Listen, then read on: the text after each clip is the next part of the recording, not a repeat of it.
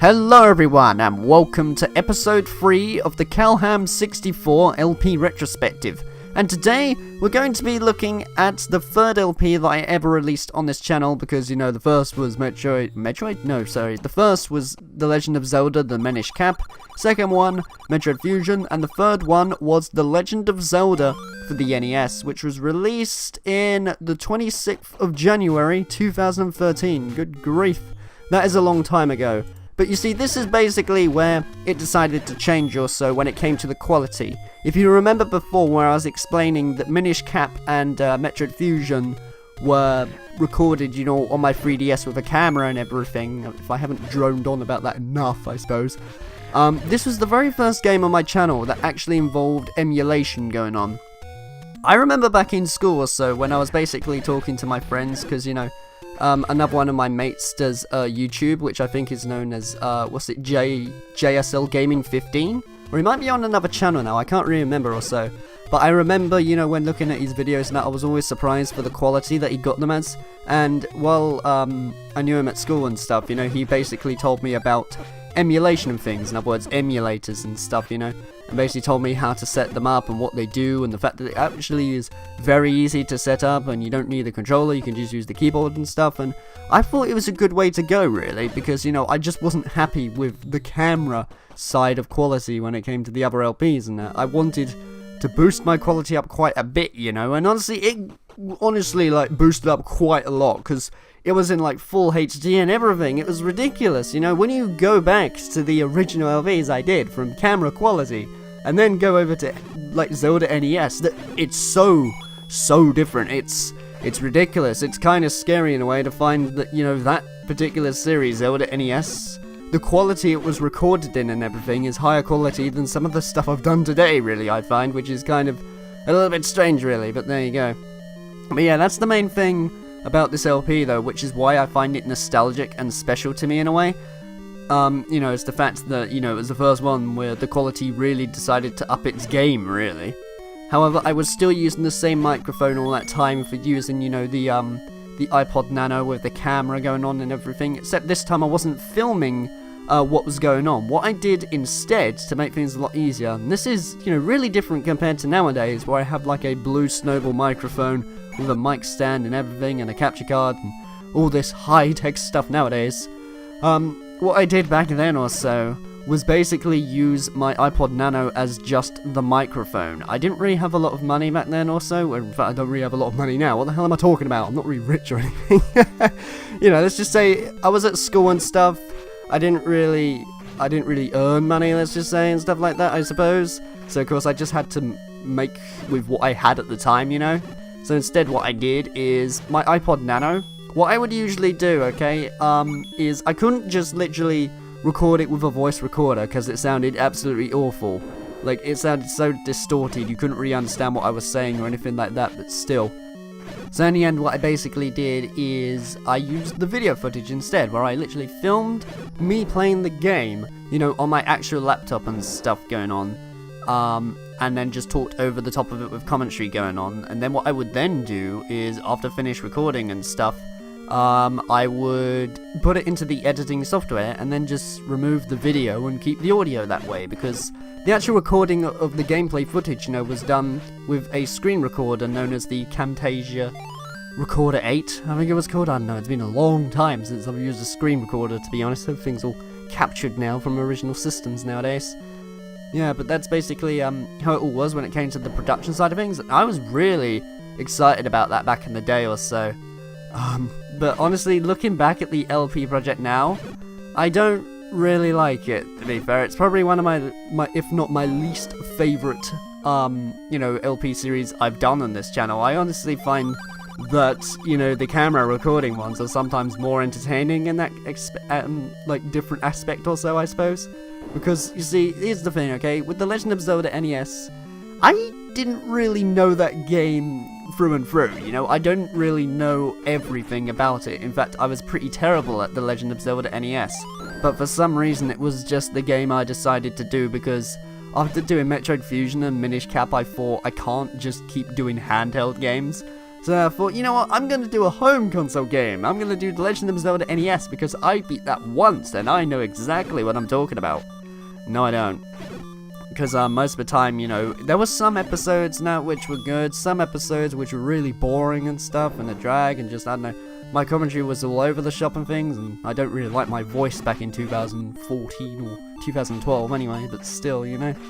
So let's just say, you know, it was a little bit of a muddled up project, really, when it came to The Legend of Zelda NES. Like I was saying, the only redeeming factor out of this, really, is just the fact that it's nostalgic to me, because it was the first series, and that to beef up, you know, the video quality when it came to things, as well as sound quality as well. It was kind of both of them at the same time. From that day forth, after doing The Legend of Zelda NES, you know, that was basically where I spent the whole year recording games through emulation. Capture cards, I think, didn't come until around, what was it? Around April, actually, of 2015. Blimmin' hell, that's going to be a bit more of a long way down the line and stuff, but still, you know. Although I do remember it was really fun to edit The Legend of Zelda NES, although, you know, given the fact that I had like an intro and stuff going on. But the problem, you see, I don't know, looking back at it, the intro is okay, but it's very basic. What I decided to do in that was basically, on the intro, when the logo came in, you know, when it like all came in and stuff, it would then turn around, and then basically text would appear showing you what episode it was. Just, I don't know, I wanted each, like, intro to be different in that way, but I found that kind of pointless, to be honest, because it's the same subtitle, you know, as you see of, like, the title of the video below, or wherever they put the blooming title nowadays, YouTube. But, you know, I didn't really see the point in it, and that's why after, you know, The Legend of Zelda NES, none of my LP projects and that had that kind of thing going on, because I thought, it's not really worth it if you can already read it in the first place, you know? One thing I do dread, though, all the time, I really hate this video, by the way, is my bonus video of The Legend of Zelda NES, and I will gladly link you to that at the end of this video, maybe, and probably, you know, down below in the description and stuff if you're curious and stuff, because it is absolutely horrible. Alright, so here's the thing, okay? Usually when I do Let's Plays and stuff, you know, it's all live commentary with me talking over the top, or sometimes post-commentary going on. But I decided to make the bonus video the sort of style of, you know, like, sort of game reviews in that sort of sense, you know, with comedy and stuff going on, and it was all scripted, and I did not do a good job at reading the scripted, you know, thing that I wrote and make it not sound scripted, yeah? Next, I will talk about an enemy I forgot to mention. Do you remember this thing that kept appearing in the water and shooting fireballs at me? Well, that enemy that I completely ignored is called a Zora, or should I say Zola, as it was mistranslated in the game, which eventually became River Zora. Anyway, River Zoras are a series of these fish-like creatures that view Link, the hero, as the enemy and shoot fireballs at him to damage him. It was just awful and stuff, and some of the stuff I just showed off. It was ridiculous, you know? I mean, there was literally a whole scene which going on for like, I don't know, around a minute or two, I think it was, of me showing, you know, up basically when you blow up certain parts in that, if it reveals the old man that tells you to repair the door. Like, who wants to know that exactly, you know? In fact, you know, I'm going to link you to an old series of mine which I did on my channel called Critical Commentaries, actually, where I basically looked at, you know, my old Zelda NES bonus video and gave my critiques, basically, about it, and I thought it was absolutely to be honest. Yeah, so, you know, I'm not really going to ramble on it about too much. If you're curious about that, there's a link in the description below, or, you know what, have a card. There'll be like a little card at the top and stuff, you know, just click the little card at the top right bit, and then it should pop up with, like, the really crappy video of The Legend of Zelda NES bonus video, so you can see that if you're curious. It's utterly terrible, and you might be entertained, you might be not. I'm entertained by cringing, let's just say that.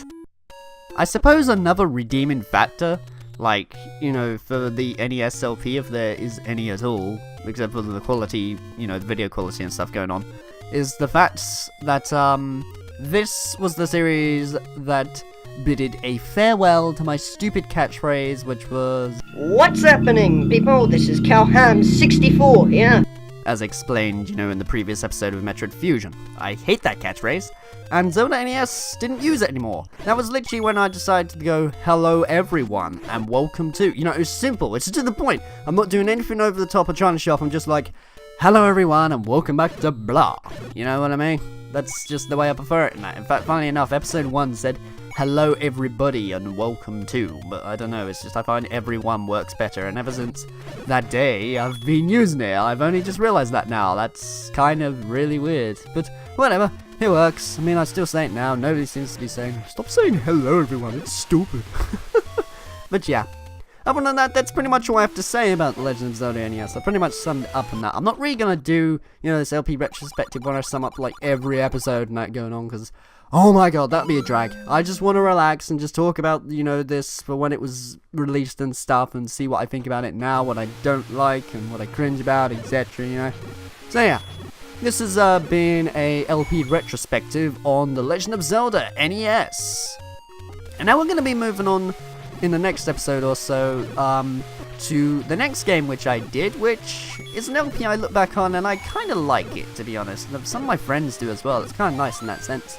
Which was Sonic Advance 2 for the Game Boy Advance.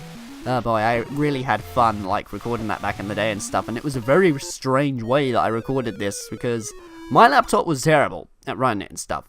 But you'll find out more about it in the next episode. So take care guys, I hope you've enjoyed this episode of this LP retrospective, and I'll see you in the next one where I talk about Sonic Advance 2. Also, sorry if the gameplay has been poor by the way, but it's been a while since I've played this, and I'm not very good at it, to be honest. I don't know why I chose to LP it in the first place. To see the next episode of this retrospective series, go to here. To see the full playlist of this series going on, go to here. To see the original LP of the one I have critiqued, go to here. Or even consider subscribing to the channel by going to here instead. Thank you for watching.